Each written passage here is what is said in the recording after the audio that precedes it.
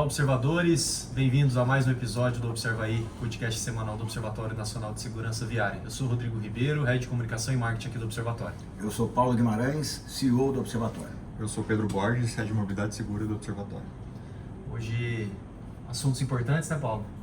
Alguns importantes, três principais. Outros também? Outros também, mas os três principais aqui, acho que pesquisa CNT, o programa Mover do governo federal e os dados do DataSUS que foram divulgados. Que foram todas essas questões, não, fora a pesquisa CNT, que eu acho que foi antes do Natal, essas outras vieram aí realmente no apagar das luzes mesmo. Não, aos 40, na prorrogação. Na prorrogação. Na prorrogação de 2023. Então vamos começar já com a CNT, né, Paulo? Eles divulgaram agora a rodovias, né? E CNT Rodovias, e aí mostra ali piorou um pouquinho de 2022 para 2023. Isso é preocupante, né? Porque a gente teria que melhorar ao longo do tempo e não piorar. Eu acho que são dois elementos, a gente vai explorar melhor essa pesquisa aí nas próximas semanas, mas acho que duas informações importantes. A primeira é que, né, por mais que isso pareça óbvio, isso começa a ter sinais de mudança e você tem muita diferença ainda na qualidade da rodovia concedida e da não concedida. E aí a gente pode até fazer um parênteses aqui, usar como exemplo um projeto do DR, né? Então, aqui no estado de São Paulo, assim como os outros estados, as agências reguladoras controlam as rodovias concedidas, então em São Paulo é a Artesp, e aquelas não concedidas são responsabilidade do DR, que é o Departamento de Estrada de Rodagem. E o governo do estado de São Paulo anunciou um projeto muito legal, é uma reformulação da rodovia Floriano Rodrigues Pinheiro, que liga Taubaté a Campos do Jordão, uma região de serra, e que ele está implantando o conceito de rodovias do futuro. Então, o que vai acontecer ali? Quais são os elementos principais que estão sendo propostos nessa rodovia? Primeiro, uma reformulação de toda a drenagem, né? Isso tem a ver com as lâminas superficiais de água, isso gera aquaplenagem dos carros, enfim, a melhoria na drenagem ajuda a escoamento das chuvas e também a preservação da infraestrutura, como uma região de serra, deslizamento de encosta, tudo isso fica melhorado.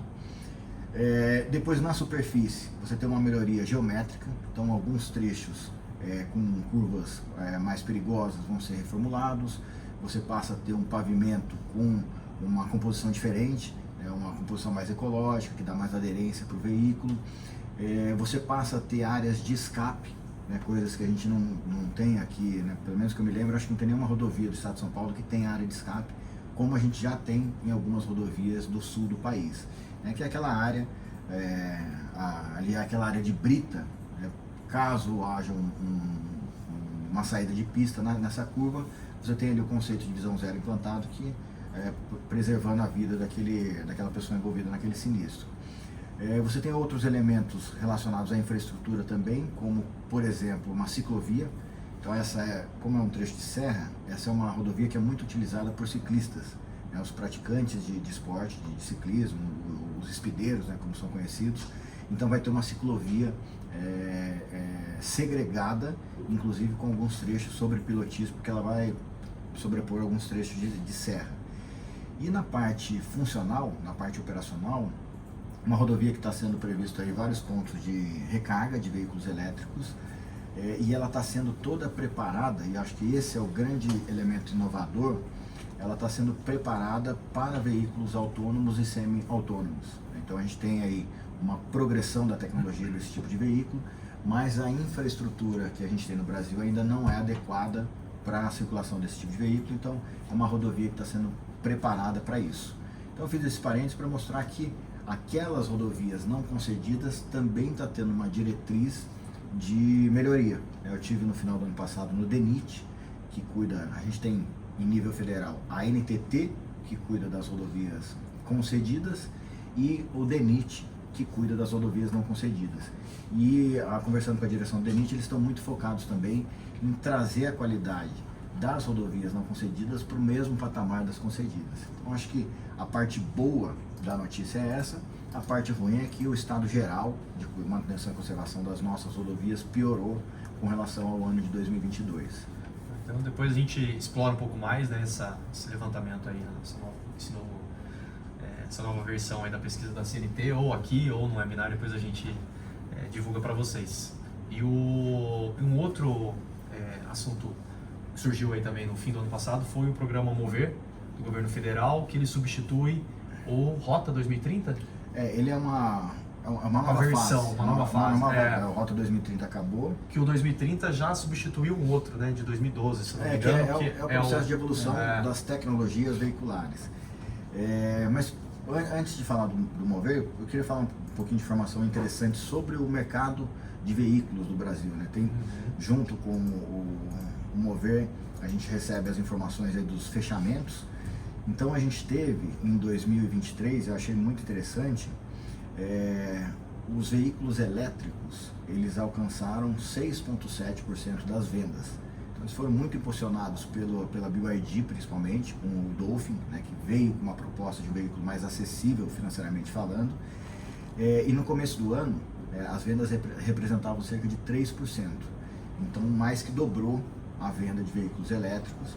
E a projeção do mercado é que até 2030, 60% dos novos veículos, 60% dos emplacamentos vão ser veículos eletrificados, né, sejam híbridos ou puramente elétricos. Então é uma informação importante sobre a evolução tecnológica que a gente está passando. E a BYD que comprou a Ford lá em Camaçari, não foi? Isso. E entrou em operação já? Ainda não, né? Então eu imagino que... Foi até engraçado, porque eles lançaram essas semanas atrás a pedra fundamental da fábrica, que já existe, mas é uma modernização, né? Está sendo trazida a produção para cá. Isso tem um pouco a ver com uma outra informação também do mercado automotivo, que é o imposto de importações de veículos elétricos. E existia uma isenção de impostos até o final do ano, e a partir agora de 2024 esses veículos voltam a ter a taxa de importação. Então a ideia também, com a chegada da fábrica da BYD, né, a Chery está fazendo toda uma alteração aqui na planta de Jacareí para adaptar 100% da produção a veículos elétricos. Então é uma manobra política usando a questão tributária para poder incentivar a indústria brasileira. Então, de certa forma, para a gente que é consumidor, acaba sofrendo um pouco por conta dos preços, mas para a indústria, para o mercado, é interessante a gente fomentar a indústria nacional. Então achei muito legal isso também. E esse imposto volta vai chegar a 35%. Né? Então vai dar uma salgada aí, tanto que se você olhar promoções, tem várias promoções de importadores de veículos elétricos falando, olha, estou te vendendo com o preço de 2024 ainda, antes da incidência dos novos impostos. E aí no dia 30 de dezembro foi publicada a medida provisória 1205, que instituiu o programa agora, né, a segunda fase do 2030, que agora vai se chamar Mover, Mobilidade Verde e Inovação. Então eles têm algumas novidades com relação ao programa Inovar Alto e o Rota 2030, né, que são os programas que se sucederam. Ele fala muito sobre promoção de combustíveis de baixo teor de carbono e formas alternativas de propulsão e valorização da matriz energética brasileira. Então qual que é o detalhe aqui? A gente está tendo uma inundação de veículos elétricos no mundo, mas o Brasil especificamente tem uma matriz energética, que é o etanol, que ele é sustentável também, né? Não tanto quanto o veículo elétrico, se a gente olhar só o veículo, mas o programa Mover, ele traz um pouco dessa noção. Então o que ele fala? Ele fala que ele não fala especificamente sobre eletrificação ou não, mas ele fala sobre redução de CO2. E aí ele usa o conceito do ciclo do poço à roda. Porque se a gente olhar só o veículo, aí é brutal a diferença. Mas se a gente olhar o ciclo do poço à roda, aí pode ser que, por exemplo, tem um país que está migrando para a eletrificação de frota, mas a matriz energética é baseada em usina de carvão. Aí não faz muito sentido, né? Ou até faz por algum tipo de interpretação. Isso é interessante. E também uma coisa que foi trazida no novo Mover é o critério de reciclabilidade. Né? Então, para 2027, a pegada de carbono ela vai ser calculada que eles chamam do berço ao túmulo. Então, considerando todo o ciclo de vida do veículo, né? Então, acho que isso é interessante também. O programa traz também uma maior atenção com os aspectos de mobilidade e logística, né? Então está falando não só especificamente do veículo, mas levando em consideração a função dos veículos no ambiente de mobilidade e a expansão da participação da indústria automotiva local nas cadeias globais de valor. Então acho que isso é interessante também, tem um pouco a ver com a questão tributária. E a promoção de sistemas produtivos mais eficientes para a neutralidade das emissões de carbono.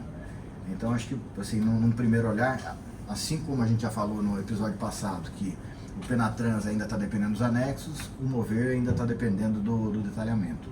Mas numa primeira leitura, é isso aí que eu acho que a gente tira de informação importante. E só voltando um pouquinho nas notícias do final do ano, a gente teve também no final do ano a publicação, acho que a gente já falou isso aqui, do relatório global de segurança no trânsito, que ele é de 2023, mas tem dados de até 2021, Pedro? 21. Até 2021. Então a gente vai repercutir esse relatório no final desse mês com um webinar com o Ministério da Saúde, então já fazendo um spoiler aí dos nossos avisos, para apresentar e debater um pouco, repercutir um pouco esse relatório, porque o Ministério da Saúde é o responsável pelo encaminhamento das informações de óbitos, enfim, de sinistralidade para a Organização Mundial de Saúde, então é a fonte oficial de dados. Então a gente vai conversar um pouquinho aqui com o pessoal do Ministério para entender como é que funciona esse processo e a percepção deles com relação ao resultado. Acho que de final de ano foi isso. Fim de ano é isso. E agora o DataSUS, né, Pedro? Foi divulgado esse ano, não foi ano passado? Ano passado. Foi ano passado, né? Então tem mais uma...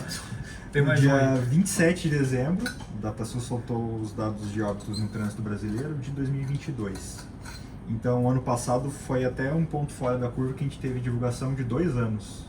Então, a gente teve no começo, em maio, divulgação dos dados de 21, aí no finzinho do ano, 27 de dezembro, os dados de 22.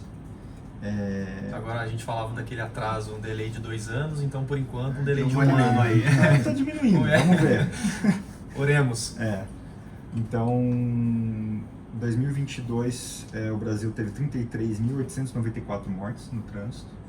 Um leve aumento comparado com 21, que teve 33.813. Isso representa 0,24% de aumento. Estabilizou praticamente. Dentro da margem de erro do Ibope. Margem de erro da coleta de dados deles. E eu trouxe algumas estratificações aqui da amostra. Então, quando a gente olha para as regiões, destaque negativo para a região norte, que teve um aumento de quase 8% nas mortes. Região sul teve um aumento de quase 3% e centro-oeste um aumento de quase 2%. E só fazendo um adendo, a região norte é uma das regiões com mais pontos críticos da pesquisa da CNT. Rodovias. Então, legal ter essa correlação. Faz sentido. Região nordeste teve um pequeno aumento, foi 0,26%. E a região sudeste apresentou uma redução de quase 4%. Então, destaque positivo, é a única região que teve reduções. Quando a gente olha para os estados, eu não vou falar de todos aqui, mas só destacando os melhores e os piores. Então, os piores, o estado de Roraima teve um aumento de mais de 22%, é bastante coisa. Distrito Federal, que não é estado, mas é uma unidade da federação, mais de 12% de aumento de mortes. E estado do Pará com quase um aumento de 10%. Quando a gente olha para os estados que reduziram, o Rio Grande do Norte teve uma redução de mais de 10%, que é bastante também. Alagoas, a redução de mais de 10% também. E o estado de São Paulo teve uma redução de quase 7%. O estado de São Paulo reduzir isso é muita coisa. Quando a gente olha para os absolutos, dá quase uma redução de 400 mortes no estado. E essas reduções são com base nos números absolutos, não são taxas. Números absolutos. Não trouxe as taxas. Se pegar o estado de São Paulo é interessante porque o estado de São Paulo reduziu 7% no número absoluto. Mas se a gente olhar a taxa, essa redução ela foi mais agressiva. Vai ser maior. Até porque, olha, você tem o crescimento da frota. A gente tem hoje ainda o principal grupo de vítimas, motociclistas 22 a 24 anos. Acho que isso vem se reforçando 20 a 24. 20 a 24. E pegar o caso específico do estado de São Paulo. De janeiro a novembro, a gente não pegou o dado de dezembro, mas de janeiro a novembro foram emplacados 250 mil novos veículos de 2 rodas no estado de São Paulo. E como o grupo de vítimas que puxa a estatística para cima é o de motociclistas, quando a gente transforma isso em taxa, a gente vê que realmente o resultado do estado de São Paulo foi bem bom com relação 21, 22, né, que é uma comparação. Olhando essa comparação. Quando a gente olha para os modais, o modal que apresentou o maior aumento percentual foi as vítimas ocupantes de automóvel. Ocupantes de automóvel. Quase 4% de aumento.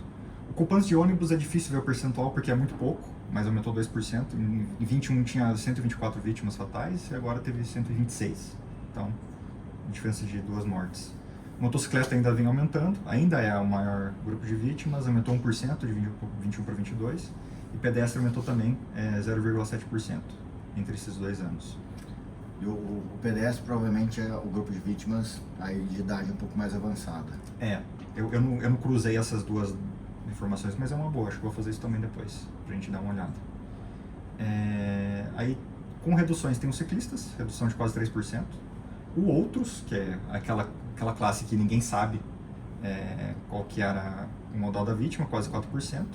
E nos ocupantes de caminhão, quase 5% de redução. Então, destaque positivo aí para o modal. E você falou da defasagem de tempo, né, entre o fechamento. Eu vou dar um semi-spoiler aqui, porque se você perguntar o de 2023, o Pedro já sabe. Então, eu queria perguntar para ele a relação daqui com o modelo preditivo, porque ele estava conversando com o João ali. A diferença, né? Não, eu vou te falar, se você quer saber 2024, o Pedro vai saber. 24 não tem como, porque a gente precisa de outros dados 24. Mas 23 está quase, já vai começar a produzir 23 agora. Nosso modelo errou 100 mortes. Subnotificou 100 óbitos. De 34 mil? 33.800, a gente mediu 33.700. Então, parabéns. Parabéns Pau pra equipe. Exato.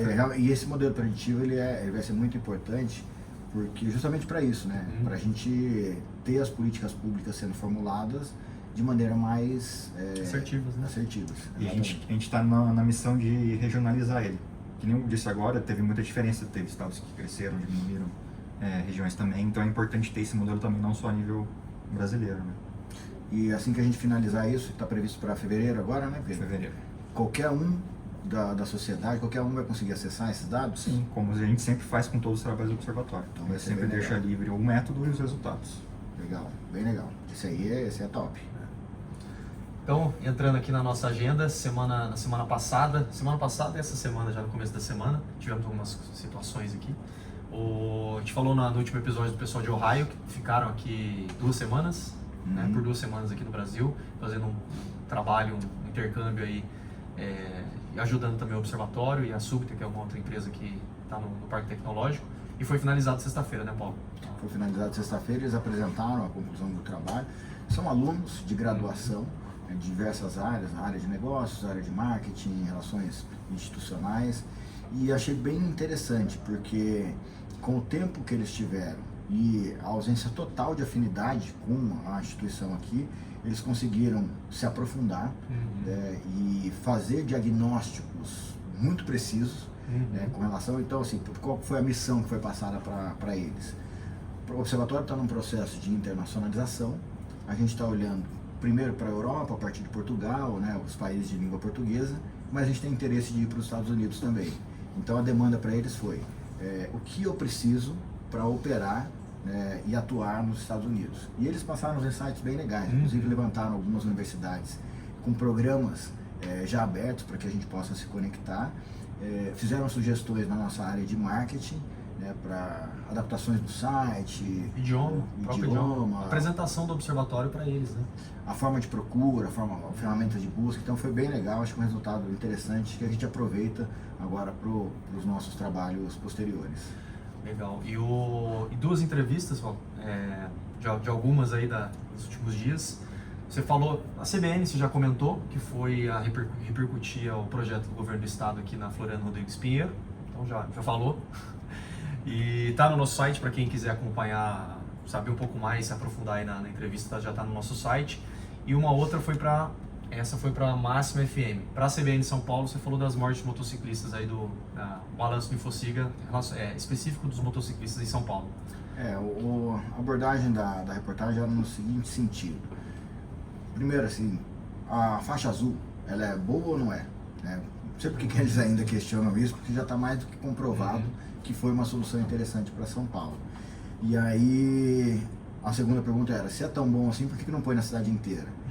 Você tem um monte de limitação física, estrutural da cidade para implantar elementos segregados como esse, né? Eu comparo a faixa azul a uma ciclofaixa, talvez, ou até uma ciclovia, né, se fosse mais segregada.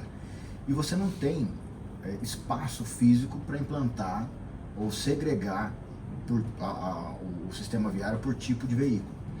Então, qual a solução para isso? Aí a solução está naquilo que a gente defende desde que a gente nasceu enquanto observatório, que é o comportamento. Então, a gente tem uma evolução dos veículos, a gente falou isso agora no começo do programa sobre isso. A gente tem a evolução da infraestrutura e agora a gente precisa ter a evolução das pessoas. Entender sobre a questão do compartilhamento do espaço público.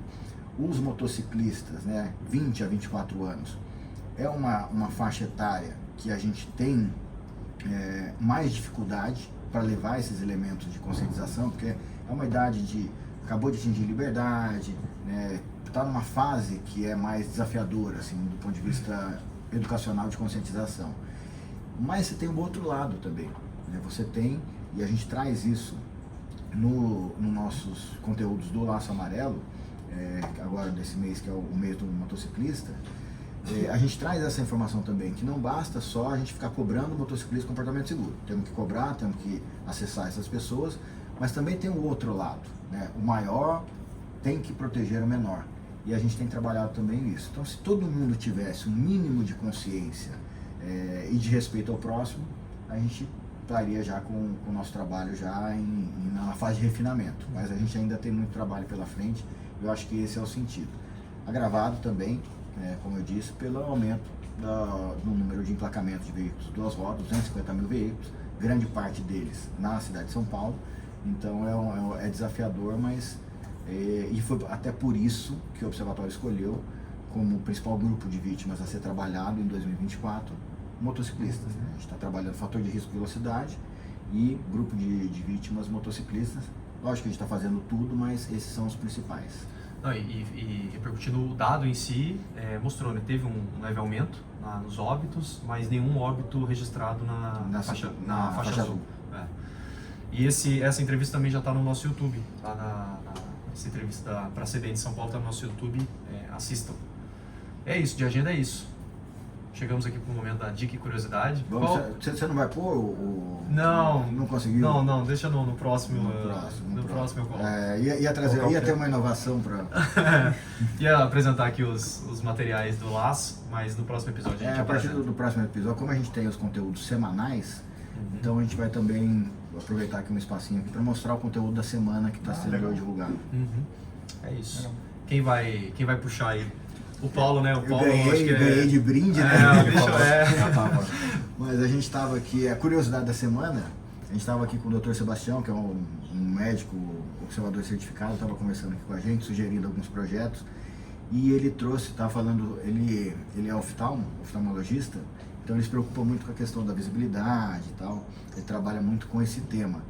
E aí ele estava chamando a atenção para alguns veículos novos, ele usou o exemplo do HB20, da Hyundai, que está com a seta agora no para-choque. E aí ele fez algumas projeções, algumas simulações sobre visibilidade dessa seta, no caso de um veículo mais próximo e tal, que você acaba não enxergando a seta. E aí ele trouxe a informação, que essa é a curiosidade, do brake light. Eu acho que quem é mais novo talvez não saiba isso, né? O Rodrigo tá ficando mais velho. Que isso? Tô ficando calvo, né? É a mesma coisa. Não confunda, né? Mas o brake light é aquela luz de freio auxiliar que foi instituída há muitos anos atrás e ela surgiu nos Estados Unidos em função das nevascas, né? Você acabava tendo um ofuscamento das luzes de freio, né? Isso agravava os sinistros, né? Na época chamado de acidentes, e aí foi criada essa solução de colocar uma luz vermelha mais intensa e mais visível, e aí optou-se por colocar na parte superior do veículo. Então Acho que os veículos novos nem tem mais isso, né? Pra falar a verdade, eu não tenho reparado nisso não. Mas era um elemento, e para se ver a importância desse elemento, eu lembro, antigamente, o carro que tinha backlight tinha desconto no seguro. E teve uma época que a seguradora, se não me engano, foi a Porto Seguro que começou com essa ação. Você fazia o seguro, vinha o cara fazer a vistoria e ele implantava um backlight no seu carro. Então, é uma curiosidade, é um elemento que surgiu fora, mas que depois virou popularizado. E quando a gente fez um trabalho, acho que com coisa de uns 6, 7 anos atrás, de revisão dos boletins de ocorrência, isso era uma coisa interessante, porque isso constava como item de atendido ou não atendido, enfim, o veículo tinha ou não o brake light, isso estava no boletim de ocorrência, porque era considerado uma informação importante à época. Olha só. Boa. Obrigado, Sebastião. Obrigado, Sebastião. Me livrou. E aí, Pedrão? Dica da semana vai para os condutores de automóvel, relacionado a estacionamento. Eu vi, em Curitiba eu não via tanto, mas aqui em São José tem muita vaga de comércio, que é em 90 graus e fica geralmente depois da calçada, assim, mais para dentro do recuo do estabelecimento. E quase todo mundo para de frente, só que recomenda-se que você pare de ré, por mais que seja mais difícil ali com o fluxo da via, porque na hora de você sair você tem mais visibilidade de quem está passando na calçada, do pedestre e dos veículos que estão indo na via. Então sempre que possível, parar de ré nessas vagas. Parar de ré. Uma boa dica. Se você falar isso pra minha esposa, ela não vai gostar não. Porque É mais difícil mesmo. Mas às vezes Mas até para sair é bem mais fácil. até em estacionamento particular isso também vale. Às vezes você acaba parando de ré, você tem mais visibilidade das pessoas que estão passando a pé ou também de carro. Se você for em algumas fábricas, você já tem bastante fábrica, nas fábricas é obrigatório parar de ré. Por questão de evacuação. Também tem a facilitar questão da emergência. Né? É interessante. E os veículos mais novos hoje têm sensor de ré, ou a própria câmera, ou algum tipo de apito, mas a gente tem, na manobra em marcha ré, um risco muito grande, principalmente em via pública, com criança. Criança, Porque ela idoso, né? tá fora da linha de... eu tenho um conhecido que passou por cima do próprio filho, graças a Deus não aconteceu nada de mais grave, mas dentro da garagem de casa. Abriu o portão, foi tirar o carro, cachorro, acontece com isso também, então é uma boa dica. Dicas de segurança do Pedro. Boa. É isso. Encerramos. Encerramos? Encerramos mais um episódio. Isso aí, o de número 8. Boa, tá contando bem. 38. Então, obrigado. Esse foi mais um episódio do Observa Aí. Espero que vocês tenham gostado. Gostaria de agradecer a toda a nossa rede, os mantenedores do Observatório, a Anfávia, Abraciclo, CNTC Senat, ITL, Sistema Transporte, GoPlus, Gringo, iFood, Ipiranga, Mobilidade Estadão, Raiza e Uber, Veloy Vibra, aos 536 observadores certificados, a todas as empresas, prefeituras e entidades Laço Amarelo, as que aderiram ao Educa e a todas as instituições que mantêm cooperações técnicas aqui com o Observatório. Valeu, pessoal, até o próximo episódio. Valeu, pessoal. Valeu, galera. Valeu.